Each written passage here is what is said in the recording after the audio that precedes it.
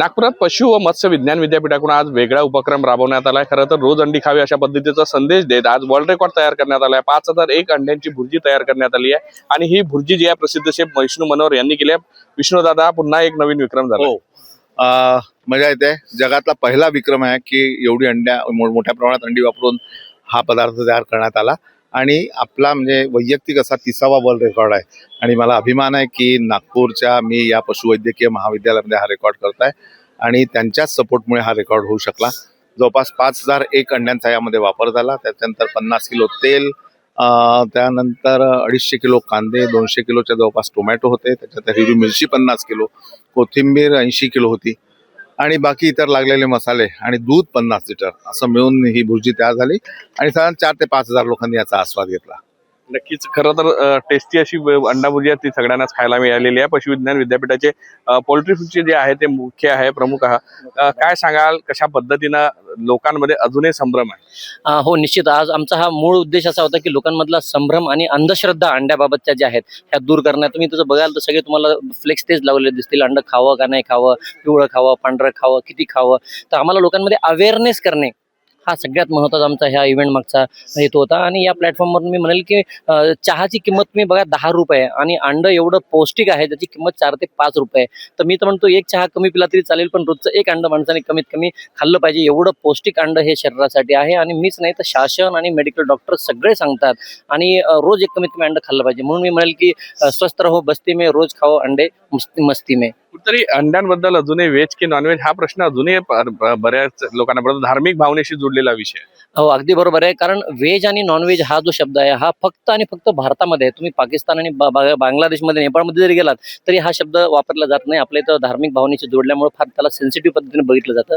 मुळात व्हेज आणि नॉनव्हेज ही डेफिनेशन प्रत्येक व्यक्तिगत बदलते आणि मला विचाराल किंवा सायंटिफिकली माझं मत असं आहे की जर तुम्ही एखाद्या जीवाची हत्या करत नसाल तर 100% ते अंड जे आहे ते व्हेज आहे। आणि कोंबडी ही नैसर्गिकरित्या अंडे देते हे बऱ्याचशा लोकांना माहिती नाहीये। तर तिला कुठल्याच नराची गरज नाहीये, ती नॅचरली अंडे देते। आणि आज व्हाईट लेगहॉर्न जातीची जी कोंबडी आहे एका वर्षाला विदाऊट एनी सिंगल मेल 325 अंडे देते, विदाऊट सिंगल मेल। आणि ह्या अंड्यामध्ये कुठल्याच प्रकारचा जीव नसतो। त्यामुळे अशी अंडी जर आपण खाल्ली, जसं दूध पितो आपण, तशी अंडी जर खाल्ली तर 100% त्या माणसाच्या शरीराला फायदा होणार म्हणजे होणार। कुठतरी असाही एक समज आहे की अशा पद्धतीचे अंडे खाल्ल्यामुळे कुठेतरी हार्मोनल इम्बॅलन्स होतात। कारण की खरं तर कोंबडा आणि कोंबडी एकत्र आल्यावर तरच अंडी होते। त्यामुळे अशा पद्धतीची अंडी असते ते हार्मोनल इम्बॅलन्स करणारी असतात। त्यावर काय? जसं आता तुम्ही मला म्हणालात की कोंबडा आणि कोंबडी एकत्र आल्यानंतरच अंडे देते, हेच सगळ्यात मोठा चुकीचा सगळ्यांचा कन्सेप्ट आहे। कोंबडा आणि कोंबडीची गरज नाहीये, फक्त कोंबडी असेल तरी अंड देईल, पण त्या अंड्यातनं जर पिल्लू पाहिजे असेल तुम्हाला तर निश्चित मग तुम्हाला कोंबडा आणि कोंबडी सोबत लागते। एक आजकाल काय झालं, हे इंस्टाग्राम, फेसबुकवर आणि एवढे लोक ट्विट करतात की त्याला एआयचा वापर करून लोक काय करतात की मुद्दामून वेगवेगळ्या प्रकारचे याच्याने हार्मोनल इम्बॅलन्स होतो, प्युबरिटी येते, असे मिसगाईड लोकांना केलं जातं। आणि आज हा तरुण वर्ग जो आहे तो इन्स्टावर आणि फेसबुकवर असल्यामुळे तो विदाऊट एनी सायंटिफिक एव्हिडन्स त्याला ते बळी पडतात। पण मी तुम्हाला खात्रीपूर्वक सांगू शकतो की अंड खाल्ल्यानंतर कुठल्याच प्रकारचा शरीरावर हार्मोनल इम्बॅलन्स होत नाही।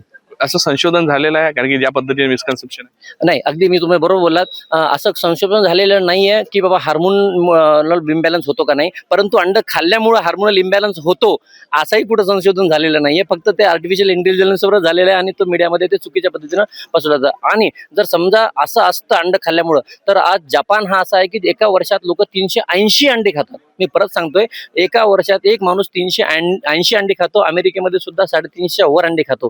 तर मग मला सांगा, मग तिथल्या लोकांचं तर हार्मोनल इम्बॅलन्स किती व्हायला पाहिजे? तर तसं ह्याच्यामध्ये चुकीचा मेसेज हा लोकांपर्यंत गेलेला आहे। 100% बिनधास्त राहा आणि अंडे खा। आपल्या इथे किती अंडे खाल्ले पाहिजे किमान? मी स्वतः सांगेल की रोजचं एक अंड कमीत कमी म्हणजे 365 दिवसामध्ये 365 अंडे खाल्ले पाहिजे, ह्या मताचा मी तरी आहे। नक्कीच कुठेतरी ज्या पद्धतीने लोकांमध्ये गैरसमज आहे, हाच गैरसमज दूर करण्याचं काम जे आहे पशु व मत्स्य विज्ञान विद्यापीठाकडून करण्यात आला। त्यासाठी उपक्रम राबवण्यात आलेला आहे आणि 5001 अंड्यांची भुर्जी करण्यात आली। त्यामुळे कुठेतरी या सगळ्या गोष्टीचा लोकांनी हे करावा, पुढाकार घ्यावा आणि अंडे रोज खावे, जेणेकरून प्रकृती चांगली राहील अशा पद्धतीचा संदेश जो आहे तो दिला जातो। व्हिडिओ जर्नलिस्ट सौरभ पोलेचा पराग डोबळे, साम टीव्ही न्यूज, नागपूर। नमस्कार मित्रांनो। तू रोज अंडे खातोस? हो। काय सांगशील, आज अंडा भुर्जी खाल्ली? आज अंडा भुर्जी खाल्ली म्हणून चांगला असते अंडा, हेल्थसाठी, सेहतसाठी चांगला असते। तर तिथं जसं बघू शकता तिथं एक नारा लिहिला आहे, संडे हो या मंडे रोज खा अंडे।